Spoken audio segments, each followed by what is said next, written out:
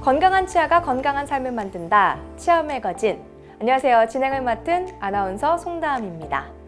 오늘 치아 매거진 첫 번째 시간인데요. 유년기 충치 치료에 대해 알아보고자 합니다. 도움 말씀 주실 분부터 소개해 드릴게요. 고범진 원장입니다. 안녕하세요. 안녕하세요.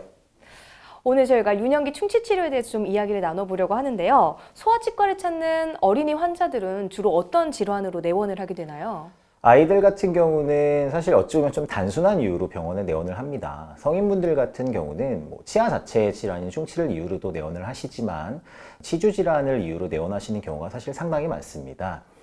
하지만 아이들 같은 경우에는 치아 자체 질환인 충치로 내원하는 경우가 좀 많은 편이죠.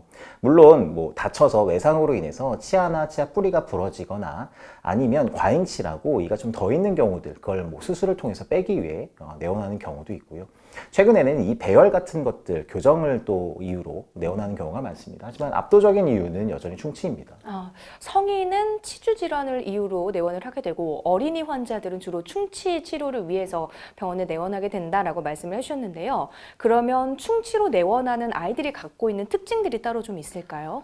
예, 물론 다양한 특징들이 있습니다. 네. 일반적으로 봤을 때 단 것을 좋아하는 아이, 간식을 많이 먹는 아이, 좀 자주 먹는 아이들, 아니면 밥을 좀 물고 있거나 오래 먹거나 하는 아이들 같은 경우 충치가 좀 많이 생기는 편이고요. 양치질을 싫어하고 치실 사용이 안 되는 아이들도 물론 충치들이 많이 생깁니다. 그러면 아이들이 생길 때 이런 충치의 증상이나 원인이 조금 성인과 다른 부분도 있나요? 아이들 같은 경우에는 어른들에게 나타나는 충치보다는 조금 더 빠르게 진행이 되고 또 다발성으로 생기는 경우들이 있습니다. 특징적으로 보면 영유아 시기는 대부분 앞니 위주로 치아들이 좀 있게 되는데 대부분 무언가를 먹을 때 우물우물하고 물고 있고 사실 제대로 씹고 삼키고 하는 것들이 이루어지지가 않죠. 그러다 보면 그 당시에 입속에 있었던 앞니들 위주로 특징적으로 좀 충치가 생기는 편이기도 하고요. 또 이제 어린이집이나 유치원 같은 저희들이 이제 설명드릴 때는 일종의 사회생활을 시작한다는 표현을 쓰는데요. 그렇죠. 보호자분들께서 구강 건강을 가정 내에서 관리를 해주시다가 외부 활동을 시작하게 되면 그 관리 수준이 급격하게 떨어질 수밖에 없어요. 네, 그렇게 되면 또 특징적으로 3에서 5세, 만으로 3에서 5세 정도의 좀 충치들이 생기는 편이기도 하고요. 또 우리가 혼합치열기라고 부르는 시기가 시작됩니다. 영구치로 교환되는 시기를 표현하는데요. 대부분 학령결치합니다. 그러면 이제 저희도 어릴 때 경험했지만 사실 학교 가서 아이들이 나 양치할래 하고 가는 경우는 거의 사실 불가능에 가깝지 않습니까? 드물어요. 예. 근데 사실 그 혼합치열기가 굉장히 중요한 시기죠. 그래서 그 시기에 또 특징적으로 나타나는 충치들 이렇게 좀 볼 수 있겠습니다. 네, 앞서서 이제 음식을 입에 물고 있는 경우에는 앞니에 충치가 많이 생기기도 한다라고 말씀해 주셨는데 또 저 어릴 때 생각해 보면 어금니에도 많이 충치가 생겼던 것 같거든요. 이런 아이들의 충치 발생이 좀 잦은 부위가 있을까요? 그렇죠. 치아들의 어떤 위치나 배열 같은 것들로 우선 구별을 해보자면 좀 말씀드린 대로 영유아 시기에는 그때 당시에 입속에 있는 앞니들 위주가 썩게 되고요. 보통 이제 30개월에서 만 3세 정도가 되면 유치월이 완성된다라는 표현을 쓰는데 그때 어금니들이 맹출하게 되면 어금니 충치가 생기게 됩니다. 이런 식으로 좀 시기별로 나타나는 충치들이 좀 다르고요. 부위적인 면으로 본다면 사실 아이들은 어른보다는 치아와 치아 사이에 생기는 인전면 충치가 굉장히 많이 생깁니다. 아이들은 좀 성인과 다르게 인전면 충치가 많다라고 말씀을 좀 해주셨습니다. 그러면 아이들의 충치 치료는 어떻게 좀 진행이 될까요? 기본적인 것은 어른들과 충치 치료가 동일하다고 보시면 됩니다. 하지만 아이들 같은 경우에는 성인들이 갖고 있는 어떤 충치의 유형들처럼 보이는 부분부터 썩어 들어가는 비중이 그렇게 높진 않습니다. 말씀드린 대로 인전면, 치아와 치아 사이 부분에서부터 썩어 올라오는 경우가 많기 때문에 이런 경우 초기에 저희가 발견할 수 있는 경우에는 육안으로 식별이 불가능하다라고 한다면 방사선 사진 등의 도움을 받게 되고요.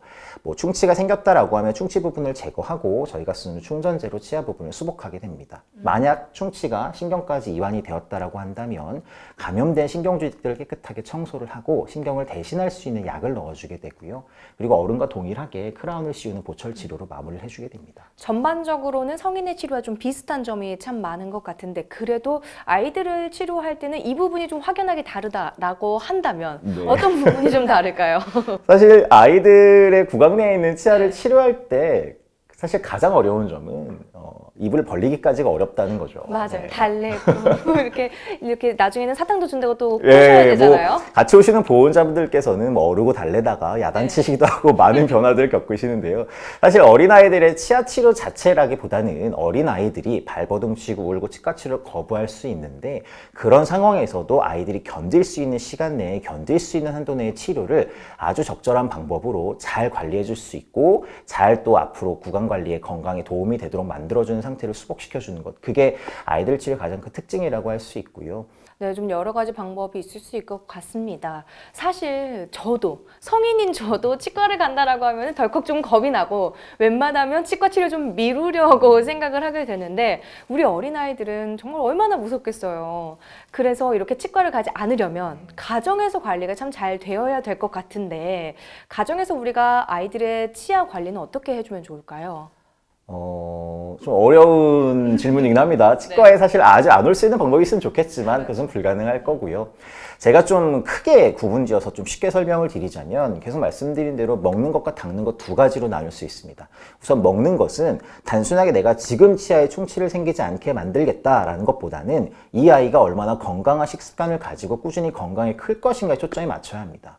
뭐 먹고 성장하면 이렇게 크는 것이 건강하게 되는 것과 구강 건강을 관리하고 건강하게 되는 것이 별반 다르지 않거든요.